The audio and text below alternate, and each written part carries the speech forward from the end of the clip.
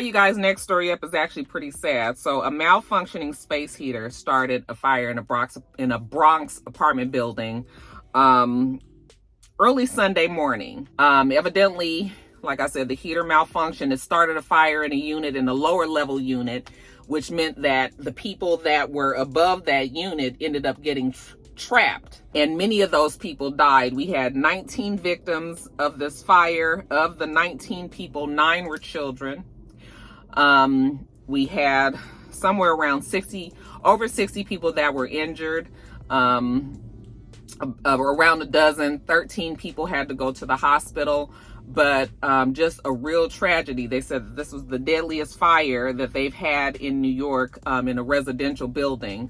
And yeah, just really sad. Too bad. If you see the pictures of the victims, it was a lot of women and children. It's just, I mean, it's terrible that everybody died, but you can just tell that these were families that were lost, and horrible. Actually, they say that the apartment fire did not even spread. They said that the fire stayed contained. However, somebody in the apartment that caught on fire had left the door open. So the smoke quickly went through the halls and went up the floors and made it, and the smoke was so thick that it, people basically died from smoke inhalation, and heart attacks because they could not get through the smoke. Like I said, people were running up and down the hallways just trying to get out, up and down the stairways just trying to get out, falling over each other, passing out. And, the fire department had to come with oxygen to get these people, try to help these people. But like I said, those 19 people, most of them died, if not all of them, from smoke inhalation or cardiac arrest. So very, very sad. Rapper Cardi B has vowed that she will pay for the victims' funeral arrangements. And she is saying that she's hoping that, this little small gesture would take some of the pressure off of them of having to try to prepare for a funeral, for their loved one, for their family member. So she's going to be taking care of that. She is from the Bronx. She has family that lives there, family that works there. And she was touched by the story, heartbroken by the story, like many of us, and has decided to help out. There's also local radio stations out there that are helping, and other artists that have ties to Bronx, and possibly don't, but many that also are from that area, or know people in the area, are really trying to make a difference and help out as well. So real sad story, you guys. Especially the fact that it was kids in there, when you think about people's last moments, it's just awful to know that these people lost their lives trying to get out. Cardi B is working with the mayor, and they do have some GoFundMe's going and everything out there. You guys, if you are going to donate to the cause, make sure that it is a legitimate cause. You guys know, like I know, that there's many people that like to capitalize off of the backs and off of the bad things that happen. So just make sure that you're putting your money where it's supposed to go. Okay. But prayers up to the family of those who were lost, the parents who lost their children, who may have still survived. I mean, it was just horrible, you guys. Hopefully the families can find themselves back on track and begin to heal from this devastating fire.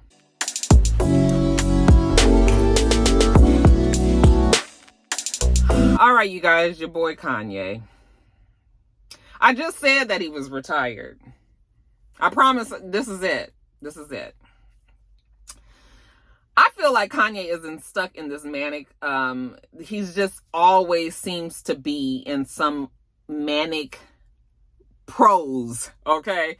That is not, I'm not no psychologist, obviously. I'm not a psychiatrist. I have not worked with Kanye or nothing, but it just seems like it seems to be constantly very erratic. The newest is that he got onto Instagram Live the other day, last weekend, and said that he was not invited to his child, Chicago's 4th birthday party. Chicago and Stormy were having a birthday party together. The Kardashians had set it up for them to celebrate together, and Kanye was upset that he had not been invited. He said that this year he is controlling the narrative, that these are the kind of things that has always been a problem on his mental health, but he is taking charge this year, and he's letting everybody know that he loves his children. He's gonna always be there for his children, and that, you know, he had been contacted Kim, the nannies, had been contacted Tristan to ask Chloe. I said, that was shade. Motherfucker, how you letting us know that Chloe and Tristan is still dealing with each other, okay? He was like, I called Tristan, and he asked Chloe, and she wouldn't tell me, you know, where this party was. I said, Kanye, you ain't shit. Child, that girl ain't gonna leave that man alone. Anyway, that was what we saw on Instagram. A couple of hours later, I saw pictures of him smiling real big, you know, only like Kanye can, at the party with Chris in front of a pink jumper, and looked like all was well. You know, and then it came out that Kim was surprised that Kanye would even put a video out like that, because they had already agreed that they would have 2 separate parties. Actually, Kanye was the one who suggested that, and that he was already set to pick up Chicago at 4 p.m., you know, for whatever festivities he had planned, okay? But somehow it was some miscommunication, or people didn't understand what was what.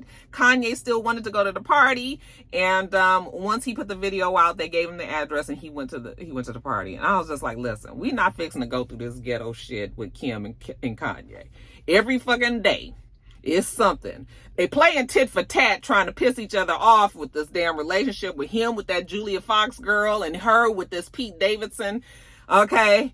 It's so over the top that Kanye is all over this girl, and then, you know, Kim trying to have a regular life with Pete, and it's just too much. And just every day, it's like one person do something, then the next day another person do something. It's like they just trying to get on each other's nerves. I'm over it, though. I'm over it.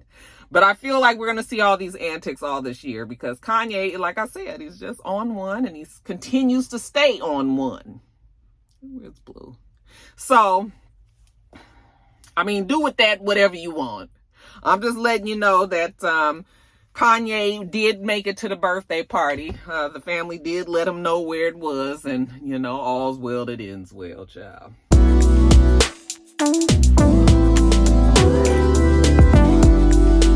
Well, here's a very interesting story. So they say that, you know, Kendrick Lamar, he's wrapping up his obligation to his current label or production team, or whatever it is, the deal that he has with the group that, you know, with the people that he's been with all this time. He's wrapping it up. That last album is supposed to be coming out, and then he's going to be done with them. It looks like Kendrick Lamar is adding different things to his resume. We know that he does a little acting, and now it seems that he is going to be producing a movie. He is actually producing a movie with South Park creators, what the man's names is, Matt Stone and Trey Parker.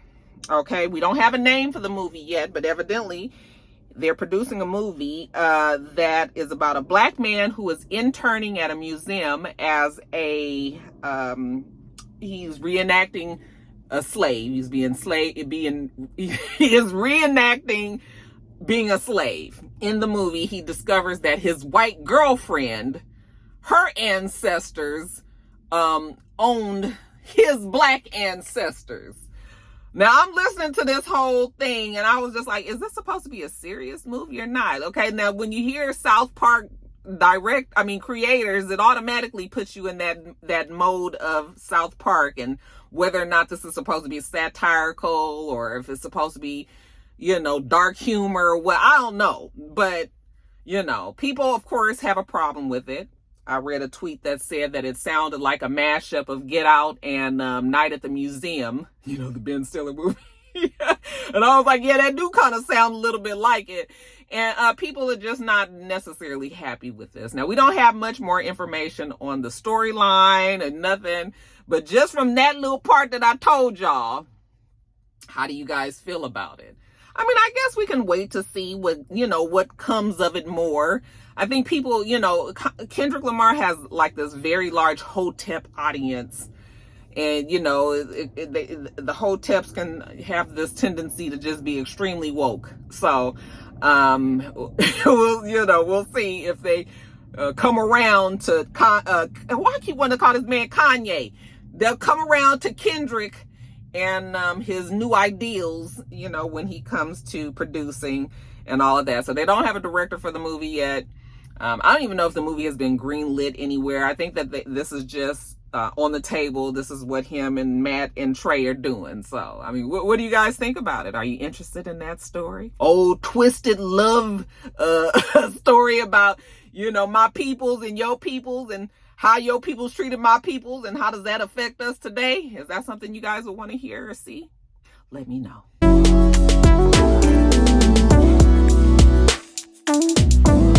All right, you guys, so Real Housewives of Salt Lake City. I have never seen one episode of that show. I don't know the characters on there. I don't know the people, nothing, okay?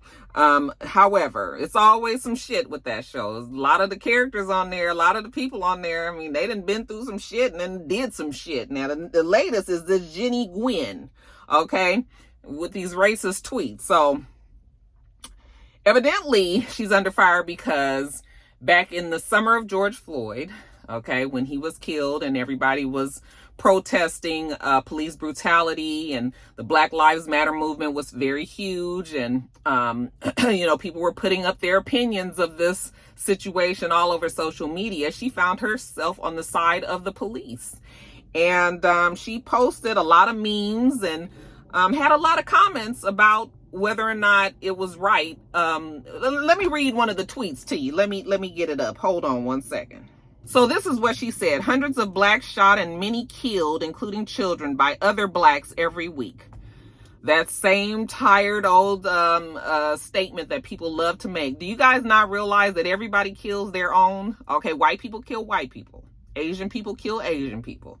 Spanish people kill Latinas and Latinas, and because you kill what is around you. I mean, that sounds very harsh and all, but whatever is in your community is what happens. So everybody always wants to talk about black people killing black people, but you know, white folks kill white folks. It's like, come on, that is not, it's such a confusing, it's such a statement that just tries to focus on the fact that black people out there, everybody killing everybody. Okay, so stop that shit. Anyway, over 1,000 officers violently injured, some permanently, by rioters. Anarchists rioting in major cities every night, which has caused billions of dollars of destruction to private and public property.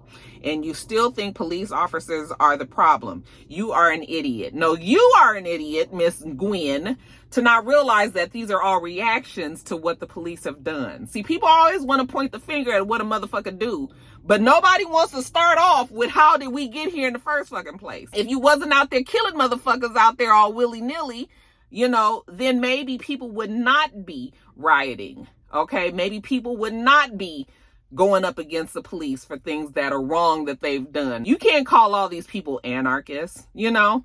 And then she doubled and tripled and quadrupled down. I mean, she was posting all kind of shit. Now it seems that stuff has come back to bite her. And, you know, listen, Black lives is always going to matter. And, yeah, I know the BLM movement has had their issues and whatever, but I still believe in BLM, Black Lives Matter always. And if you don't have sympathy for people that have been wrongfully killed by the police, then I don't have no sympathy for you, you know? And so I ain't even seen the lady, but I don't like her. That's all the fuck I know. And I hope that she gets a lot of grief for the shit that she say. Maybe even lose her job. I doubt it though. But, yeah, that's fucked up. And people need to just be smarter than that. You know, people that just, some people are lost causes. Hopefully she can learn from her mistakes. But child, you don't never know what people really feel inside. But she did put her feelings out there for you. So, I mean, you can't be mad. She's let it be known.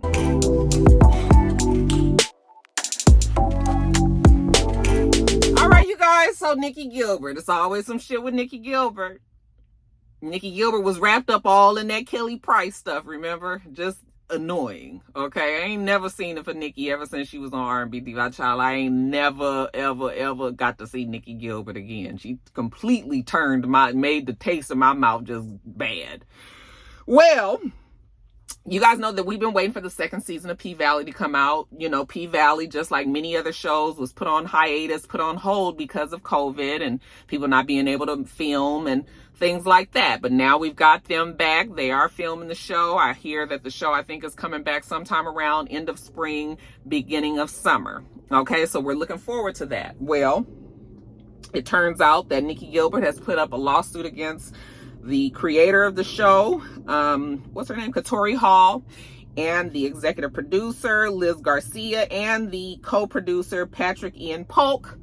And she's saying that the show bears an uncanny resemblance to her stage show, her stage play. What is the name of the damn stage play? Soul Kittens Cabaret. Okay. She released the DVD of this play in 2011. And evidently, she is saying that in 2014, her or some representatives of hers approached Lionsgate about the idea for this cabaret show. And the people at Lionsgate said, oh, yeah, they will look it over and they will let them know. Well, they never got back to them. Okay, well, fast forward to last year when P-Valley came out.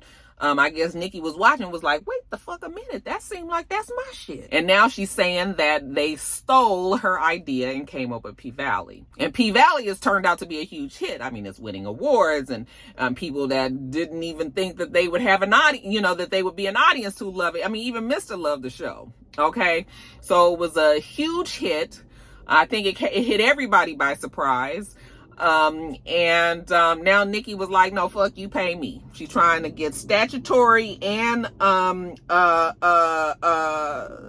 actual damages. She wants a jury trial and a civil lawsuit. And yeah, that's what she's doing. So she's trying to get money, and she's all of this. Lionsgate has not responded. I looked it up to see if Lionsgate was the one that produces the show, and from what I can tell, they're not. But maybe they're the parent company of this other production company that's producing the show. Like, I'm not quite sure. But yet and still, she's saying, however the fuck it went, her people went and told Lionsgate people, and then they stole her shit. But you guys know how Nikki Gilbert is. Like, I'm just like, I don't know. I can't really give judgment on this one because I haven't seen the Soul Kittens Cabaret. Okay. But what I do know is that P-Valley was like this huge hit. Like I said, it was unexpected, and now people want a piece of the pie. And I guess Nikki said, damn it, if there's some pie out there for her to get a piece of, she gonna get it. Okay. So she trying to, you know, I mean, I don't know how similar this is. Has anybody out there seen Soul Kittens Cabaret? Like, how many damn DVDs was sold of the bullshit, you know, for us to be like, oh yeah, that's just like P-Valley. That nigga be making up some shit, child. You don't know what she gonna come out with next, so I don't know what to make of it. But if you have seen the DVD, if you've seen her stage play, if it does remind you of P-Valley, y'all go on and let me know about it. Put Rocky up on game.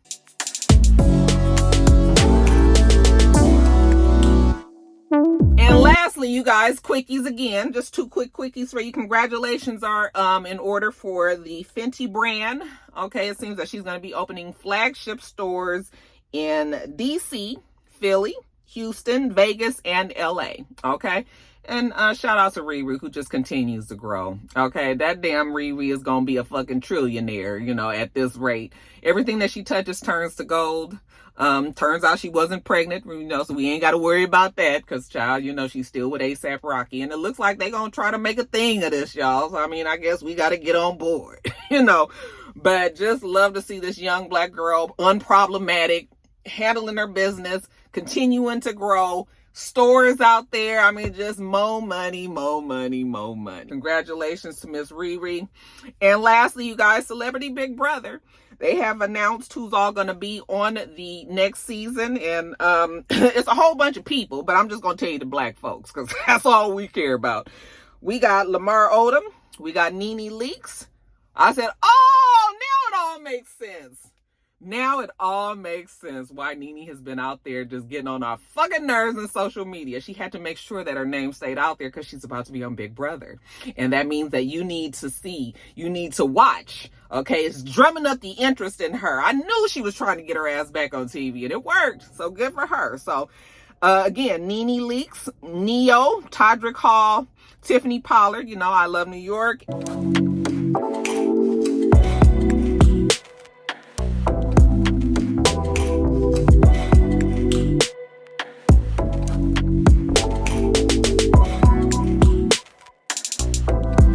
And Sha'Carri Richardson, the track star. What an interesting lineup of black people. This might make me watch the damn show. And I ain't watched Big Brother since it first started, the first couple of seasons. And, you know, I had to leave that show alone. But Celebrity Big Brother, at least this year, honey, that lineup is going to be interesting. We're going to see how NeNe do in this environment of being locked in with these people. It's one thing to be able to get in and go out and do whatever you want to do, but when you just with these people day in and day out and everybody's opinionated, we're gonna see. This is gonna be interesting, you guys. So yeah, that is the next season of Celebrity Big Brother. Will you be watching?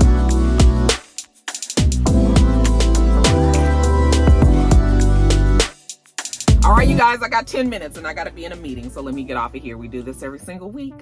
So make sure that you rate, comment, and subscribe, and make sure you come back.